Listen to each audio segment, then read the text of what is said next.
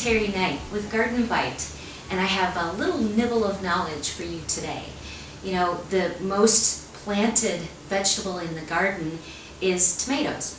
Well, technically they're a fruit, but we use them as vegetables. Today I'm going to show you how to roast tomatoes, which are delicious. Now I will mention that my tomato plants got septoria leaf spot, which is a pretty common malady, a fungal disease that lives in the soil. So yeah, I had tomatoes and I've eaten plenty of them, but I did stop by the farmer's market and bought some more tomatoes, some good Roma tomatoes, and we'll have some fun putting this together. Gracie, let's get started. All right, we are back. I have set my oven at 450 degrees, and now I am going to do some slicing. The best thing to do is to use a serrated edge to cut tomatoes. All right, and these are those Roma tomatoes I was telling you about. I'm going to cut that off, throw that in there. You can see how meaty the tomato is, and that is the best tomato to have for roasting, because the other tomatoes, which are absolutely delicious for eating, are really juicy, and that means it's a little bit more difficult for roasting.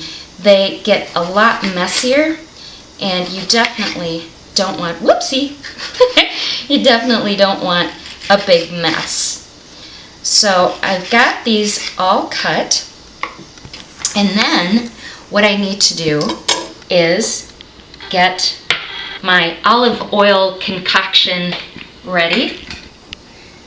So, EVVO, as Rachel Ray would say. Put plenty in there so I don't run out. And then I add little black peppercorns. And you can just do this to taste. And I think that's one of the most important things to understand, is that when you roast tomatoes, and a little, of course, salt here. When you roast tomatoes, you want them for your taste. So for me, that means salt, pepper, and I also have some dried oregano, and that's from my garden. And I like to add this into my olive oil concoction because I think it gives a better overall flavor. And you can see how nicely that grinds down with a really nice pestle. I just love this. It works out really well. All right, so then I mix this all together. And one of the other important, very, very important things when you're roasting tomatoes is to put parchment paper on your roasting pan. And I have a really nice heavy roasting pan that I like to use. So I'm going to get that and get this prepared. Now here we go, putting on the olive oil, and I slather this on pretty good. Now this is my mix with the oregano in it, and on some of these I am going to add garlic, and on others I'm going to throw on a slice of my basil.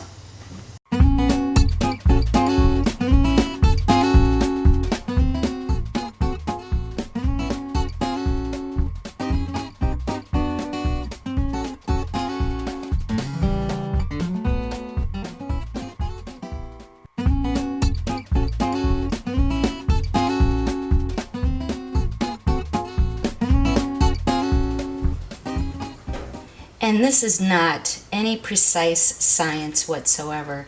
You can't hardly go wrong no matter what you do if you're roasting tomatoes. The one thing that's really super cool about roasting tomatoes is the heat really brings out that tomatoey flavor. I mean, they are, well, there's a word called robust that people use constantly, but it really does enhance the flavor of those tomatoes.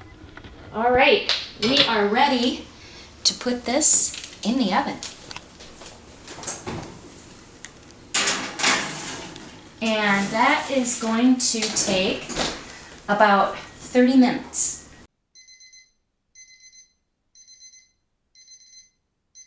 All right, let's see. Oh, that smells fantastic. Oh, what do you think, Gracie? They smell great. So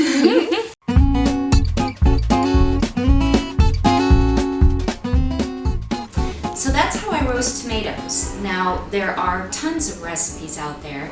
Frankly, I wing it because I just enjoy trying different flavors. One thing that I usually do is also add jalapenos. And when I do that, I use plastic gloves on my hands because when you slice these open, I've used my thumb to scoot those seeds out of there. That can burn later, just so you know. Don't do what I do. One of the other things that I wanted to tell you just real quick about is these cherry tomatoes. I cut these in half and put them in this dehydrator. This is one of those things that you find at a garage sale and you think, oh my God, where am I going to put that and what am I going to do with it? Dig it out, if you have one, and use it to dehydrate tomatoes.